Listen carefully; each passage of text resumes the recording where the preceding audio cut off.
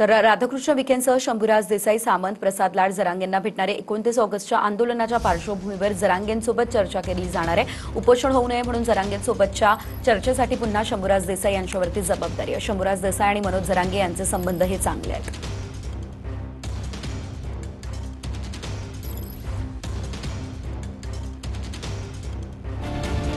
Manoj Jarange Patil 29 August पासून जालन्याच्या अंतरवाली सराटीत पुन्हा एकदा आमरण उपोषण करणार आहे। दरम्यान जरांगेंनी उपोषण करू नये म्हणून चर्चेसाठी मराठा आरक्षण उपसमितीचे अध्यक्ष राधाकृष्ण विखे पाटील आज अंतरवाली सराटीत जाऊन जरांगेंसोबत चर्चाही करणार आहे। यावेळी त्यांच्यासोबत शिंदेंच्या शिवसेनेचे मंत्री शंभूराज देसाई आणि उदय सामंत हे देखील असणार आहेत। भाजपा आमदार प्रसाद लाड हे देखील मंत्र्यांसोबत उपस्थित राहणार आहेत।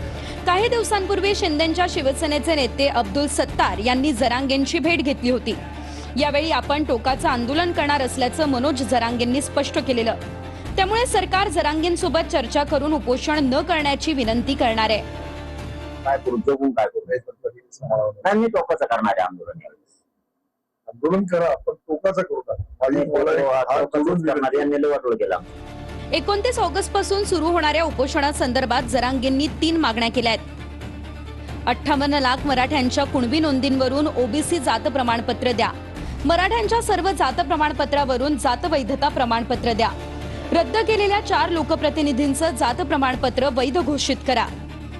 तुम्ही उग लोकांना हुशार नाहीत असं समजू नका। लोक तुमच्या लय पुढचे आहेत। कवा पाय खाली दाबते ना, कळून बी देणार नाहीत तुम्हाला। लोक मराठ्यावर अन्याय करायला लागलात का तुम्ही? प्रमाणपत्रच देणं आहे त्यांना। 58 लाखाचे पण आणि 4 रद्द केलेले पण, त्याशिवाय सुट्टीच नाही। कोणत्या ताकदीने तुम्ही काय अडचण तयार आहेत?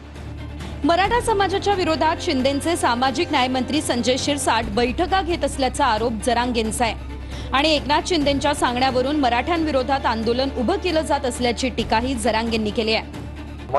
एकनाथ शिंदे साहेबांनी सगळे काम चांगले केले, हेच वाईट काम केलं। नाही मी तुम्हाला गॅरंटी सांगतो, हेच वाईट काम केलं।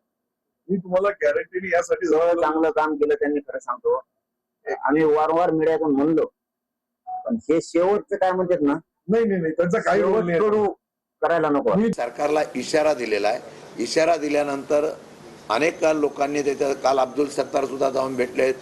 त्यामध्ये मला वाटतं एकनाथ शिंदेवर त्यांचा जास्त रोष यायला लागला की तुम्ही मला आश्वासन दिलं आणि त्या आश्वासनाची पूर्तता करत नाही, याचा रोष आहे। दरम्यान जरांगेंचा लढा आमच्या विरोधात नाही, शासनाविरोधात असल्याचं भुजबळांनी म्हटलंय। आता जे आहे जरांगेचं जे आहे, हा लढा आमच्या विरुद्ध नाही आहे, हा लढा शासनाच्या विरुद्ध आहे। काही नाही, इथं ओबीसीत ऐका ना, अवैध ओबीसीत मराठ्यात कसलाच